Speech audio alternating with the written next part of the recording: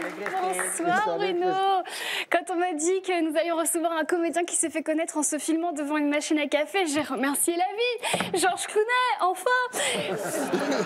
Solo, c'est bien aussi, c'est bien aussi. On vous a vu dans 570 épisodes de Caméra Café. Alors je sais pas, c'était du sans sucre ou pas? Parce que sinon, la série vous aurait pas apporté la reconnaissance, mais plutôt le diabète. Ah.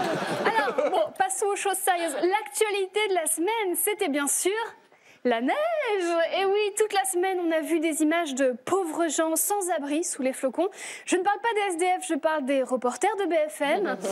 Une pensée émue pour ces journalistes qui rêvent du prix Albert Londres et qui finissent par faire le même job qu'Evelyne Delia. Ah non, mais c'était la folie, je dis à Paris. Hein. Les gens étaient tellement en panique pour 3 cm de neige, j'ai cru que la météo était jumelée avec une promotion sur le Nutella.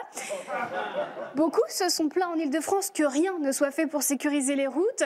C'est là qu'on voit qu'en France, c'est pas un président qu'il nous faudrait, c'est une reine. Et oui, parce que la reine des neiges. Parce que tu vois, eh oui, t'as compris ça, reine? Ah oui. Ah non, mais moi... On est là. Voilà, bon. Société à présent. Un corps humain éviscéré a été découvert dans la cuisine d'un restaurant à Paris. Le CSA aurait prévenu M6 que cette nouvelle saison de Cauchemar en cuisine allait beaucoup trop loin. Archéologie au Guatemala, une cité a été découverte sous une mystérieuse végétation et non pas de la mystérieuse végétation retrouvée dans une cité parce que ça c'est pas de l'archéologie, c'est du trafic de cannabis. En Amérique du Sud, beaucoup de choses se cachent dans les forêts, ça expliquerait peut-être pourquoi il y a tant de Brésiliens au bois de Boulogne. Oh, si on peut plus rigoler, à un moment donné. Politique, le député En Marche Sylvain Maillard a déclaré que la majorité des SDF choisissaient de dormir dehors. Et oui, il s'y connaît en SDF, au vu de ses propos, lui-même est complètement à la rue. Tandis que Paris 2024 fait la promotion des sports olympiques à l'école, c'est bien qu'on apprenne aux enfants l'esprit de Coubertin. L'essentiel, c'est de participer, parce que c'est aussi ce qu'on leur dira au Pôle emploi. Et puis, cette semaine ont été attribués les... Qu'est-ce que tu dis? Non, c'est rigué.